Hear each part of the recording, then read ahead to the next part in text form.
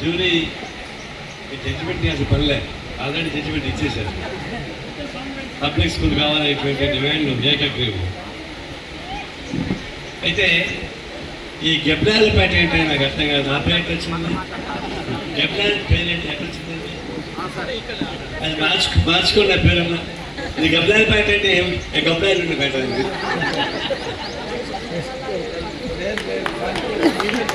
అర్జెంటుగా తీర్మానం చేసి ఈ గెబ్లాలపేట పేరు బదులు మార్చి ఇంకో పేరు పెట్టుకోండి. హలో. రెండవది, ఇది పోరాటాలతో వచ్చిన గడ్డది. ఊరికే సౌకర్యం కొంచెం చూసి ఇంట్లో బాగున్నాయి, కానీ ఇట్లా ఇంట్లో లేవు మేము వచ్చినప్పుడు. ఇప్పుడు బాలమల్లేశ్వర చనిపోయాడు, మా పార్టీ లీడర్, అతను జిల్లా సెక్రటరీ ఉన్నాడు. బాలమల్లేశ్వర పాటు నేను అప్పుడు రాష్ట్ర కార్యదర్శిని. ఇక్కడ ఇండ్లు వేసినప్పుడు అది జీవనంలో పోరాటం.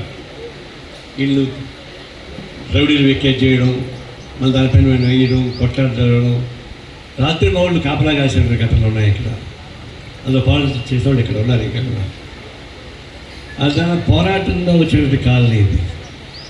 కాబట్టి ఈ పోరాటం తప్పదు. స్కూల్ కూడా పోరాటం సాధించాల్సిందే, ఇంకా మార్గం లేదు. ఇప్పుడు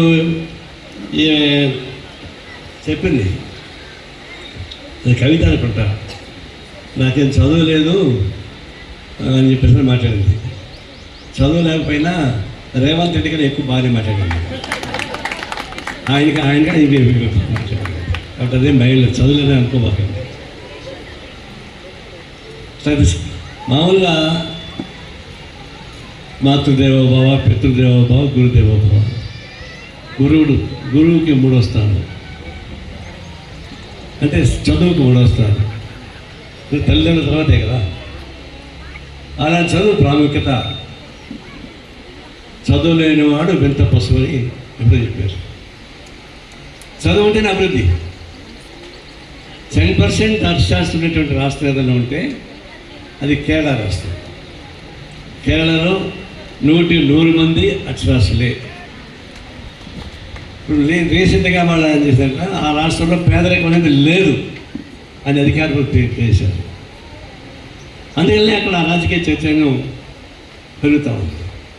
విద్యపైన ప్రాముఖ్యత అంత ప్రాముఖ్యత ఇచ్చింది ఏంటంటే భారతదేశంలో కేరళ మాత్రమే అలాంటి ప్రాముఖ్యత ఇచ్చింది.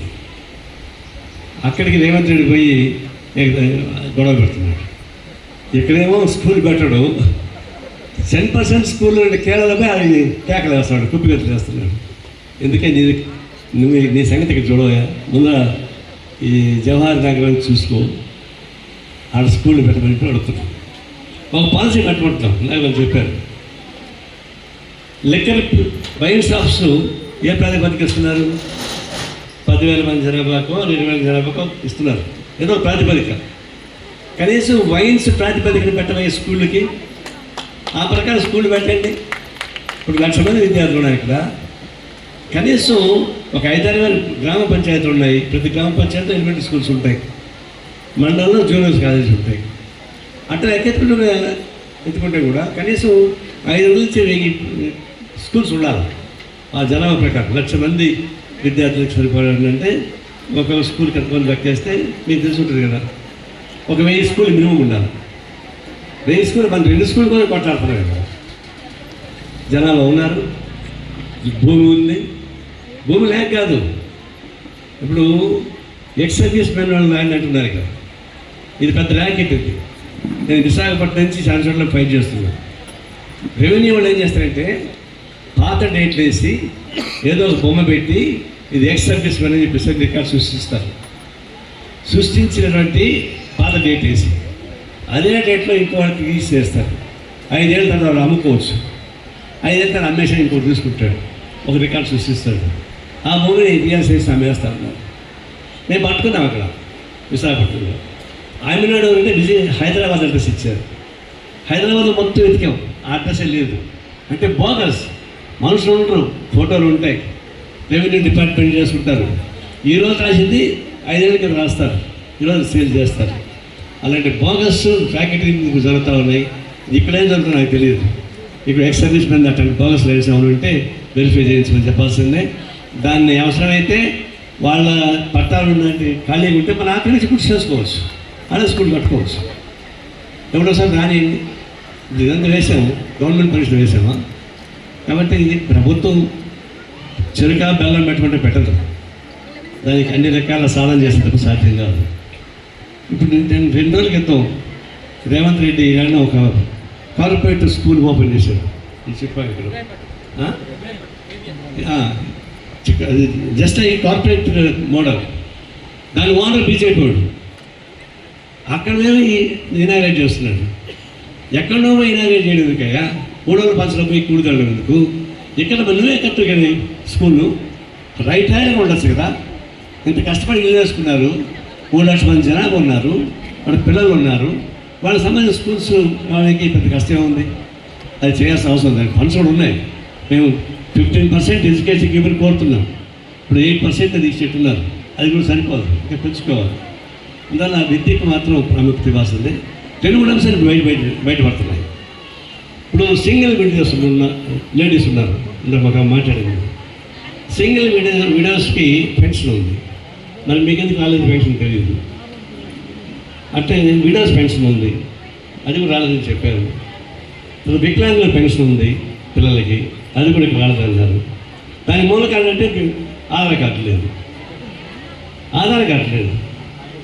అదే డేట్ ఆఫ్ బర్త్ ఎట్లా వస్తుంది?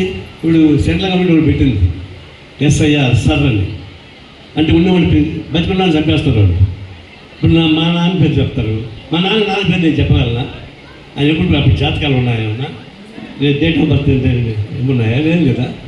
అందువల్ల ఇప్పుడు మనుషులు చూసి డాక్టర్ సర్టిఫికేట్ ప్రకారం ఏజ్ ఇవ్వచ్చు. ఏజ్ సర్టిఫికేట్ కావాలంటే డాక్టర్తో టెస్ట్ చేస్తే ఏజ్ చెప్పగలడు.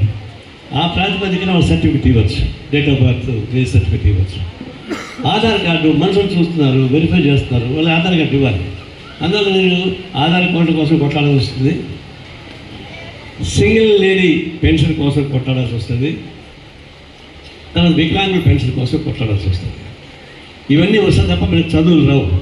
ఎందుకంటే ఎడ్యుకేషన్ పోయినప్పుడు స్కూల్ పోయినప్పుడు సర్టిఫికేట్ కావాలంటారు. ఈ సమస్యలు చాలా ఉన్నాయి. ఇవి ఒకటి ఎడ్యుకేషన్ ఇన్స్టిట్యూషన్ కావాలనేది అది అందరూ అంగీకరించింది. దానికోసం ఫైట్ చేయాల్సింది. దానికి పోరాట కార్యక్రమం చేయాలి. టైం ఉందాం, ఏప్రిల్ మే జూన్ తర్వాత మనకు అద్దె అవసరం ఉంటుంది. మన సార్ కూడా ప్రతిపాదన పెట్టాడు. గవర్నమెంట్తో చెప్పాల్సింది చెప్తాం, కానీ పిల్లలందరినీ ఈ వాసలు ఇక్కడ ఉన్నటువంటి జవహర్ నగర్ చుట్టుపక్కల వాసలు కూడా ఒక పాదయాత్ర జరగాల్సింది. పాదయాత్ర ఎక్కడ జరగాలి? మనకి విద్యామంత్రి ఎవరిని అడిగా, విద్యామంత్రి ముఖ్యమంత్రి అంట. కాబట్టి ముఖ్యమంత్రి ఇంటి మీదకే పోవాలి, మనకి ఇంకో మార్గం లేదు. ముఖ్యమంత్రి ఇంటి మీదకే పాదయాత్ర సాగించాల్సిందే. స్కూల్ అన్నా ఇస్తావా, లేకపోతే మీ ఇంట్లో మేము స్కూల్గా చేసుకోవా?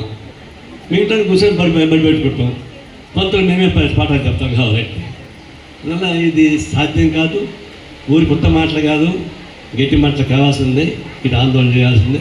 ఈ జవహర్ నగర్ ఈ పంచాయతీకి స్కూళ్ళు రావడానికి ఏ విధంగా రాత్రి మూడు కొట్లాడి ఇటు కాళ్ళు నిలబెట్టామో అదేవిధంగా మళ్ళీ కొట్లాడతాం, ఆ స్కూల్ని వచ్చేస్తామని హామీ ఇస్తాము. ఏదో సమస్య ఉంది. ఇటు ఎట్టున్నారో మీకు తెలుసు, కానీ ఆ భాషను వస్తుంది. అదేది డంపింగ్ యార్డ్.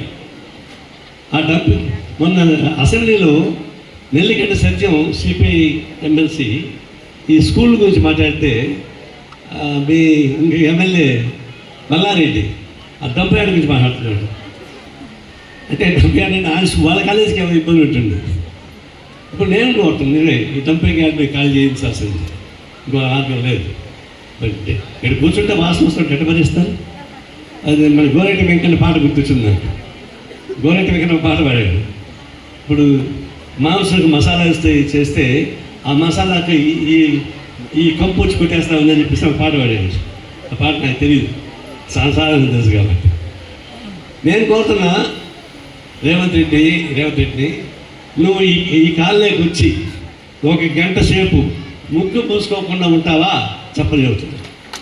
రండి, ఈ కాళ్ళు నిలబడండి, ఆ వాసన ఎట్టుందో చూడండి. అప్పుడు అర్థమవుతుంది డంపింగ్ యార్డ్ వల్ల ప్రజానీకానికి ఎంత ఇబ్బంది వస్తుందో. చిన్నపిల్లలకి మొదలు పెద్దవాళ్ళ దాకా రోగాలు వస్తూ ఉన్నాయి, ఇబ్బంది పడుతున్నారు. మీకు మీ ముక్కులు అలవాటు పడినట్టున్నాయి, ఎందుకు మీరేం పట్టించుకోవడం లేదు. నా ముక్కులు అలవాటు పడలే, ఇంకా వీడికి వచ్చిన వరకు ఇబ్బంది పడుతున్నాం. అలవాటు అయిపోయింది. కానీ అలవాటు చివరికి రోగాలుగా మారిపోతాయి, ఆరోగ్యం చెడిపోతాయి. అందువల్ల దీన్ని ఓర్చుకోవడం సాధ్యం కాదు. అందువల్ల నెక్స్ట్ స్టెప్ ఇప్పుడు స్కూల్ స్టెప్ ఒకటి, ఆ తర్వాత డంపింగ్ యాడ్ కూడా ఖాళీ చేయించాల్సింది. ఎడనే వేసుకోండి, కావాలండి ఎడనే వేసుకోండి.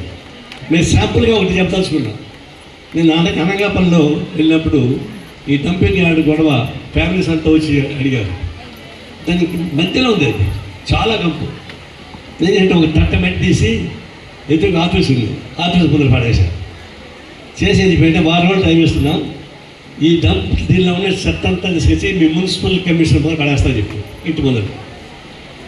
ఆ దెబ్బతో 4 రోజులు మొత్తం ఖాళీ చేయిస్తున్నారు. ఇప్పుడు ఇదే చెప్తున్నాం, తల తట్టేసుకున్నాం డంప్ యార్డ్ నుంచి, తీసుకొని పోదాం ముఖ్యమంత్రి ఇంటికాడికి పోయి ఆ ఇంటి ముందు పోతాం, ఆడేకుండా చూద్దామని చెప్పి. ఈ 2 పోరాటాలు సాగించడానికి కావాల్సిన జరగాల్సిందే. ముందర నేను ఈ ట్రై సంస్థకి అభివృద్ధి చెప్పాలా, బాగా ఆర్గనైజ్ చేశారు, మంచి పిల్లల్ని ట్రైన్ చేశారు. ఈ కాలేజీ కూడా చైతన్యం వచ్చారు. నిజంగా అభివృద్ధి తెలియజేస్తామన్నా. మీ అభినందనలు తెలియజేస్తూ మీ ఉద్యమాన్ని మన ఉద్యమంగా మార్చుకొని వాడు సాగిద్దాం. ఇక్కడ స్కూల్ ప్రారంభించాలి, ఆ డంప్ యార్డ్ ఖాళీ చేయాలి. ఈ 2 ఉద్యమాలు సాగించేందుకు కమ్యూనిస్ట్ పార్టీ సిద్ధంగా ఉంటుంది. మీతో ఉంటుంది హామీ ఇస్తా సెలవు తీసుకుంటాం.